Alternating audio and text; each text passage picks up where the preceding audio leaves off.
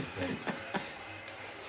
So here, let's try to shift the venue here, since you're all used to changing channels on your TVs and changing websites at a push of a button. And now let's close that window and open up the Jagannath Puri window. We're in Jagannath Puri, Nilachala. And so many wonderful devotees are coming to meet Lord Caitanya. It's a cavalcade of stars, as they say. It's an all star-studded lineup of some of the greatest devotees in the last 500 years. And one by one meeting Lord Caitanya to engage in pastimes of the Lord with Lord Caitanya, and also to celebrate Lord Jagannath. The Rath Yatra. Actually, I rather like it, I'm sorry. Because my favorite lectures on my Gurudev were 1966 in New York. In the summer, July. ISKCON started July 14th, 1966. 2nd Avenue, New York City. In New York City, there's 104 streets going this way. 59th Street goes 104 streets this way, and there's 8 avenues. So it's a very designed city, actually, New York City, although it's a little overcrowded. But it was designed because it's a long place. There's 108 cross street. It's like a peninsula. So there's streets going this way, latitude. There's 103rd, 104th streets. Then the lengthwise, there's long streets. First Avenue goes from one end to the other. So it's little crisscrosses, and then, because it's narrow. So 100 this way and 7 long ones. So 2nd Avenue, if you want to go from the Bronx, you don't know, I know New York. If you want to go from one tip of New York to the other tip, you go on Avenue 1. First Avenue, so it's the main drag. 2nd Avenue. So that's where Prabhupada preached in 1966. That was his and it was hot, it was muggy, it was humid, very hot and smoggy, and the temple room was full of hippies, it stunk and everything. So Prabhupada had the door wide open, and you hear all the trucks going by, and boom, boom, boom, boom, and the cars. You ever heard? I don't know if you ever heard. 1966. And kids were out on the sidewalk playing, they're yelling like banshees. And then Prabhupada said, they're disturbing. And then you hear some voices in the back of the temple room, Prabhupada, they're disturbing Prabhupada. Hey kids, shut up! And you hear out there, you hear outside of the sidewalk, you hear the Brahmananda saying, hey, shut up! You're disturbing the Swami. Then they quiet for about a minute, and then he comes back and they go, ah!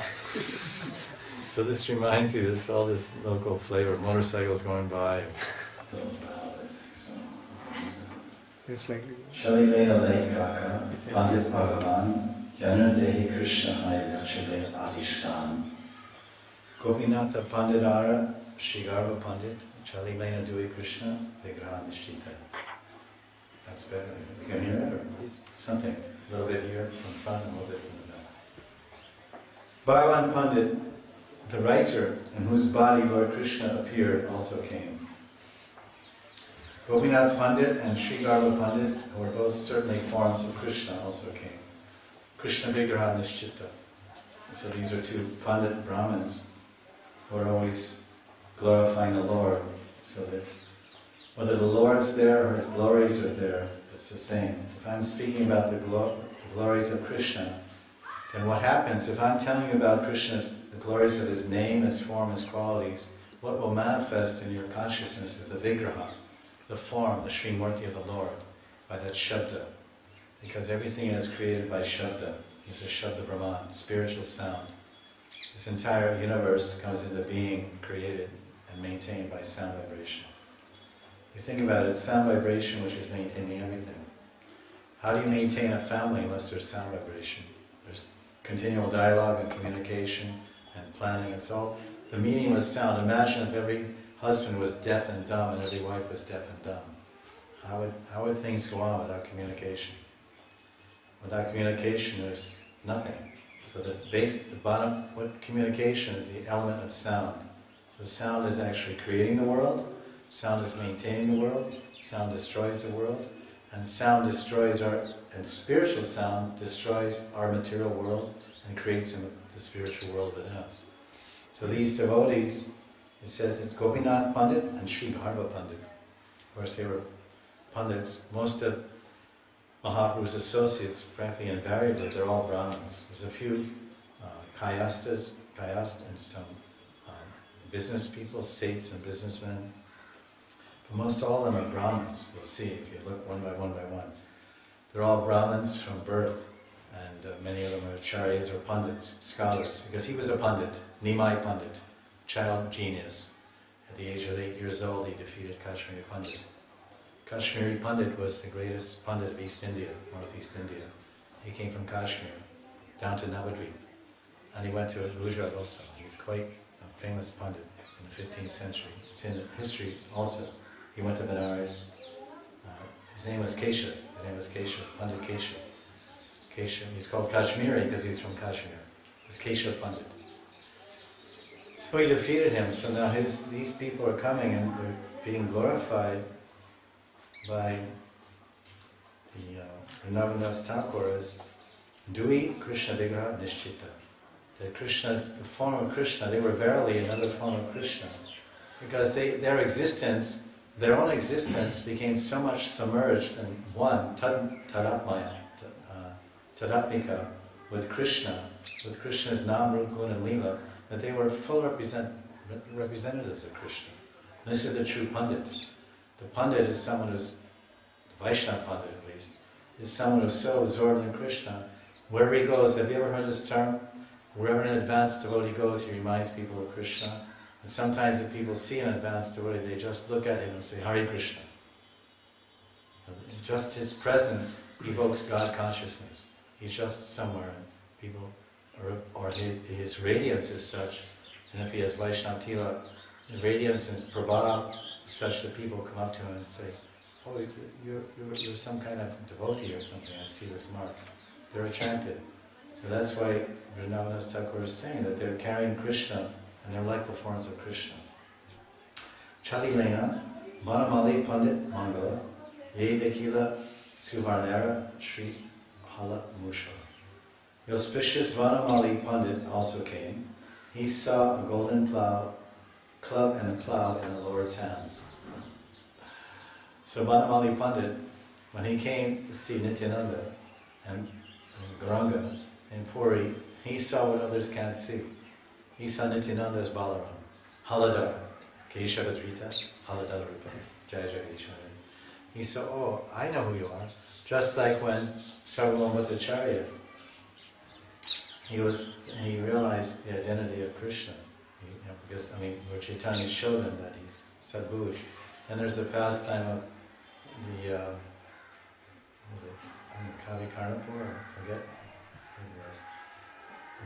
Maybe it was someone, Srivas Thakur. He says, Lord Chaitanya, you're trying to hide your identity. You're trying to hide your identity as a sannyasi. But I know that you're Vamshidhari, that you're Pleda-Vansura, you're actually Shyamasundar Krishna. You can't hide. And then Lord Chaitanya, he said, no, don't say this, I'm not Krishna, I'm not Vrindavan Krishna, I'm not Bhagavan. And Krishna is trying to keep him quiet. And then Srivas Thakur said, yes, you're trying to hide your identity, but that's like trying to put your hands up to hide the sun. Srivas Thakur said, oh, see, the sun's not there. Can you block the sun? Can you block the sun rays by putting your two palms up in the sky? Impossible. So can you deny the fact, or can you deny or hide the fact that you're Krishna, you're Bhagavan Sri Krishna, just by saying, no, I'm sannyasi, I'm a sannyasi. You're externally in this sannyasa ashram with danda, eight danda, and shaved head, saffron. But we know who you are. You can't fool us. So you can fool some of the people some of the time, but you can't fool all the people all the time. So when Vanamali, because I believe Vanamali Pandit is also one of the Dwadasa Gopals. Maybe I'm wrong, but there's 12 devotees in Gaur Lila that are actually cowherd boys. And Krishna, Gauridas Pandit. Gauridas Pandit is in Gaur Lila, and then Krishna Lila, he's Sridham, I believe. Sridham Sakha, Gauridas, Radharani's brother. So then he saw in a club and plow in the Lord's hands. Mushala. Sri Halat Mushala. So that Mushala is that special kind of club that Balaram carries. Jagadisha Pandit, Haranya Bhagavat, Harishi Chali Dui, Krishna Rasi Manta. Sri Jagadish Pandit and Haranya Bhagavat, who were both intoxicated in the mellows of love for Krishna. They also joyfully came.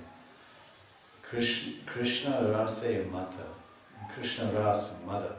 They were crazy about Krishna. Intoxicated, Mata. And then there's the pastime about this Jagadish Pandit with Nimai Pandit. You may remember that's in Adi. Well, actually, we haven't gotten that Adi Kanda. It says, Purve Shisha Rupe Prabhu Ye Durira Ghare Navedya Kaila Ani Sri Hari Vasari. And Nimai Pandit, when he was a child, he went to Jagadish Pandit's house and he ate the grains that they had offered in their house to Krishna on Ekadasi. So he was little, he was a child, he wasn't 8 years old, Nimai. So he went there and he said, I want the grains from your Thakurji. So then they fed him. There was some other part of the Leela too, I forget his name. Can't remember. Chali Lena Bulimanta Khan Mahashaya Ajanma Caitanya Agya Janhara Vishaya. Buddhimanta Khan, who from the time of his birth carried out the order of Lord Chaitanya, also came. Buddhimanta Khan, he also he financed the wedding of Lord Chaitanya. It's in Madhya Kanda. Lord Chaitanya married Vishnu Priya, or I think it was Vishnu Priya. At that time, the Buddhimanta Khan, he was very happy about that, and he financed the whole thing. He's a very wealthy person. Harishe Chalila Shri Acharya Purandar, Bhat Baliyandra Dake Shri Gaurasundar. Acharya Purandar also happily came, and Shri Gaurasundar addressed him as father, also as father. Shalilena Shri Raghava Pandit Udhar, Gutte Yandre Gaude Haila Chaitanya Vihar. The magnanimous Raghava Pandit, in whose house Lord Chaitanya secretly performed many pastimes, also came. The reason I say secretly, because it says there's 3 or 4 places where Lord Chaitanya always appears, visibly or invisibly. Do you know those places? Bhagav Pandit, where Nityan Prabhu is dancing. In Raghava Pandit, I think in Raghava Pandit's house, whenever he cooks, whenever Damayanti, his sister, Raghava Pandit, there are 2 Brahmins and a Brahmani, brother and sister, when they cook and offer to the Lord, then Lord Chaitanya comes and eats the offering directly. And also in the house of Mother Sachimata. Whenever Sachimata's mother cooks, and there's pastimes where he was in Puri, Chaitanya Mahaprabhu was in Puri, and she was missing him. Oh, I wish he was here. This is his favorite shak. This is the season for this Brahmi shak. And my Nimai likes his Brahmi shak. Vishwambar likes too much. And if he was here, he would relish it so much. Anyway, I offered to my Vishnu deity in their temple room. But after I'd offered it, before when he was here, I'd directly give Nimai this Mahaprasad shak. But he's not here. What to do? And then all of a sudden she's sitting there because she's meditating. Because that's part of an offering, is you put the tulsi and purify the articles and ring the bell, chant mantras. And you're supposed to meditate that this is a particular time of the day and Krishna is honoring this prasadam in Radhakund or in Kamyavan or in Nandagram or whatever time you're making offering, day or night. You're thinking like that, meditating, maybe singing some bhajan about Bogarti, and then you're singing and meditating on those scenes of the cowherd boys sitting in lines, eating together, and Madhumaka making jokes and sounds, and meditating. So Sachimata was meditating also, that I'm feeding my Lord, my Nimai, my child, and he's eating this Mahaprasad. Then she saw him, he was right there, and he was eating from her hand. And she said, how is this? How is he coming? Yeah, he was eating. And she opened her eyes, oh no, this must have been some sporty or like dream, I entered some dream state.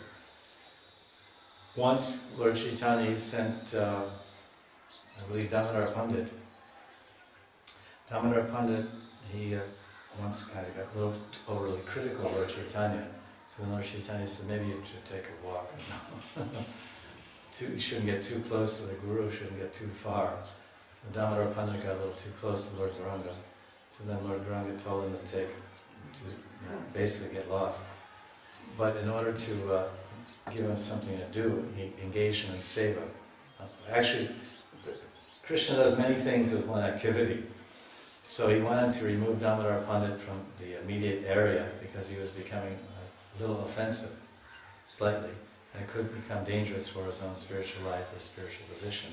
And he also wanted to illustrate, Caitanya Mahaprabhu, by the example of Damodar Pandit, he wanted to illustrate how that an offender should be distanced. You should keep distance from an offender.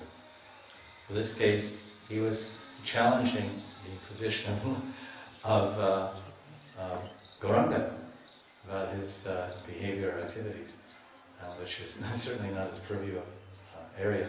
Just like challenging a guru or whatever, it's not good, it's dangerous. What to speak of Bhagavan. So when Bhagavan made an arrangement, oh Damodar, I think there's some very important service. You should go to Mother Sachi and take some Jagannath Mahaprasad and tell her all about the news of me, because she hasn't heard about me in a long time. Tell her about my news, and also tell her that every day I'm coming in the afternoon, I am eating those offerings. And I did come 2 days, I came last week and I ate that shak, that Brahmi shak that she made special for me. And it wasn't a dream or a spurti or imagination. I really was there and I was eating it. So she should rest assured that I am coming from Jagannath Puri all the way to Navadvip to take her love offerings every day. That will make her feel very good and will pacify her deep separation from me. So Damodar Pandit was detained to do that, or sent to do that. So this is the Raghava Pandit. So then Lord Chaitanya appears in Sachi's house, and where's the third place? Shivasanga. I think there's 4 places. And Nityananda.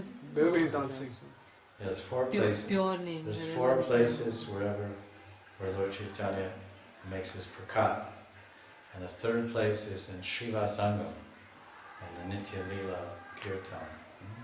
And the 4th place is wherever the pure name is being chanted. Nityananda Prabhu's dancing. Nityananda Prabhu. So Nityananda, wherever Nityananda is dancing, and Nityananda will dance wherever the pure name is being chanted. Because he's the distributor of the pure name, the Nam Hat.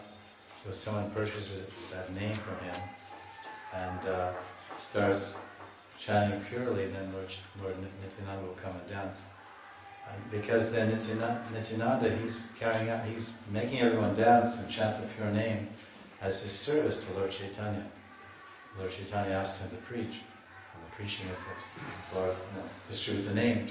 So then Lord Chaitanya will come, oh, let me see, I want to see the results of your preaching. It's like the Guru wants to hear the results of the preaching. Okay, you want preaching, how many people came, how many books distributed?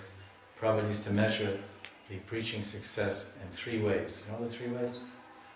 How do you measure the success of preaching? One is prasadam.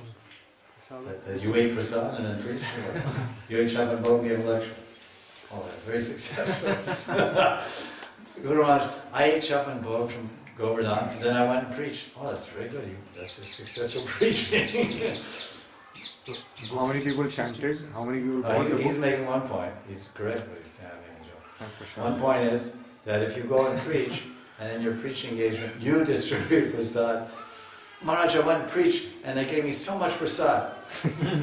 They gave me kilos of sweets, and they fed me a big feast, and it was really nice. Did you distribute it? No, I mean, charity begins at home. Charity begins at home. So one measure of preaching success is that you distribute prasadam as much as possible. We distributed 10,000 plates of prasadam, or 1,000 plates, or 100 or 50 or whatever. So that's one measurement of success in preaching. What else? How many people chanted? Chanted the holy. How many people you engaged in chanting the Hare Krishna Maha Mantra? That's nice. And then third, Buying the books. how many people, paid some money and gave some? Well, I would say rather, how many people gave dana? Really, it's like to make it more, because when one goes to preach and he's acting as a Brahmin, and of course people of Kali Yuga, they don't understand how to reciprocate with Brahmins. To reciprocate with Brahmins, you're supposed to give food, and you're supposed to give money and cloth and so many things. But Prabhupada measured this as our success, because generally the Brahmins were doing the preaching, at least the Brahmins were. Of course we all were, but the sannyasis, so that when people give donation, of course we give books. If they give money, then we give books. So he used to measure it like that. How many books did you distribute? There's a classic story you must be knowing. "Oh, Prabhupada, I'm now preaching today." There's one sannyasi came and he said, "I went to this university, I gave a class in the philosophy department. I spoke to 250 students in the philosophy department, University of Delhi, New Delhi. Some university in New Delhi? DU, do. Is there such a thing as Delhi University? Yes. The University of Delhi, do. do. So I went there and I gave a lecture. And I preached for 2 or 3 hours, people asked so many questions. I promised, yeah, it's very nice. You sell any books? No. Anyone chant Hare Krishna? No. Anyone take prasad? No. And Prabhupada said, what will your... Then he was just saying it, he preached for 2 hours, so many questions, so many interested people. And Prabhupada said, what will your 5-minute lecture do? He didn't even say lecture. What will your 5-minute talk do? Better they take a book. Secretly perform many pastimes in his home, because when Raghava Pandit was cooking, then he would see Lord Chaitanya come and take the offerings. Or maybe his mother-in-law or his father or whoever wouldn't see. So it's secretly. And that's the same experience, that devotees cook in a pure-hearted way. They often see their own Thakurjis. They play games with them, or they do different things. And when someone is worshipping a personal form of the deity, Shalagram or Viraj or Radha Krishna, Jagannath, and they're regularly making offerings, they often see how the Lord secretly performs pastimes with them. It's a secret because it's not clearly obvious. You could say it's coincidence, but as you worship the deity longer and longer, you're actually worshipping Krishna, the person, then it becomes more and more intimate, then he starts becoming more playful and prankster type. And then you say, how did this happen, how that happened, this happened, many things everyone must be knowing. So in our own way, any great devotee, or let's say any serious devotee who has a deity, of course this is Sakshat Lord Chaitanya coming there and eating, and he told the same thing himself. So Raghava Pandit is such an exalted devotee. I think we'll start the other section now.